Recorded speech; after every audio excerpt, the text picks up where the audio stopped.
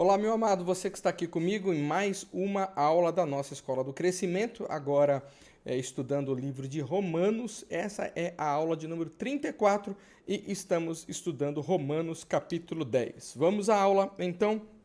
Nós temos aqui, então, Romanos 10 e vamos aqui prontamente, já falamos sobre a rejeição de Israel nos versículos de 1 a 13. Agora nós vamos começar aqui no versículo... Na verdade, falamos do versículo até o versículo 10, né? Vamos aqui falando o evangelho oferecido a todos, né? Como diz a Escritura, versículo 11: todo o que nele confia jamais será envergonhado. Não há diferença entre judeus e gentios, pois o mesmo Senhor é Senhor de todos e abençoa ricamente todos os que o invocam, porque todo aquele que invocar o nome do Senhor será salvo. Romanos capítulo 10, versículo 13, porque todo aquele que invocar o nome do Senhor será salvo. Vamos repetir? Porque todo aquele que invocar o nome do Senhor será salvo. Isso é importante decorarmos isso. Deus escreveu isso para deixar claro que é Ele quem salva e não somos nós com o nosso julgamento. Então, Paulo enfatiza mais uma vez que o evangelho é para todos os que creem. Ele afirmou que não há distinção, né, em termos de culpa, e agora afirma que não há distinção em relação à graça. É ele que distribui a salvação e ponto final. Remédio para a rejeição, versículos 14 e 15. Como, pois, invocarão aquele em quem não creram? E como crerão naquele de quem não ouviram falar? E como ouvirão se não houver quem pregue? E como pregarão se não forem enviados? Como está escrito: como são belos os pés do que anunciam as boas novas. O versículo 15, isso aqui é muito... sempre a gente fala, né? Como são belos os pés daqueles que anunciam as boas novas. Quão formosos os pés dos que anunciam o evangelho da paz, dos que trazem alegres novas de boas coisas, ou seja, o evangelho. O único remédio para a salvação, então, do judeu, do gentil, é o evangelho. Daí a necessidade de nós estarmos pregando em todo tempo e fora do tempo, em qualquer momento. Na casa, no trabalho, aonde você estiver com as suas atitudes, com palavras, o importante é que a sua vida seja uma expressão do evangelho que transforma. E essa expressão que transformou a tua vida transforma outros também. Versículos de 16 a 21, a negligência de Israel. No entanto, nem todos os israelitas aceitaram as boas novas, pois Isaías diz: Senhor, quem creu em nossa mensagem? Consequentemente, a fé vem por ouvir a mensagem, e a mensagem é ouvida mediante a palavra de Cristo. Mas eu pergunto, eles não ouviram? Claro que sim. A sua voz ressoou por toda a terra e as suas palavras até os confins do mundo. Muitas pessoas ouvem o evangelho centenas de vezes e deles não fazem caso algum. Outras ouvem uma vez e já abraçam com carinho. Mas ouvem porque alguém falou.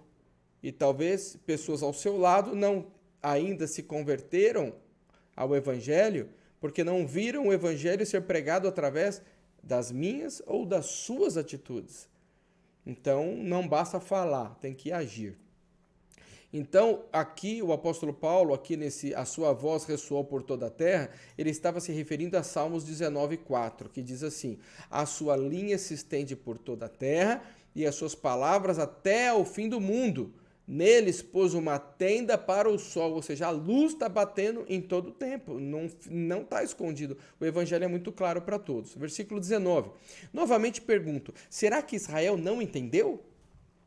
Em primeiro lugar, Moisés disse: farei que tenham ciúmes de quem não é meu povo.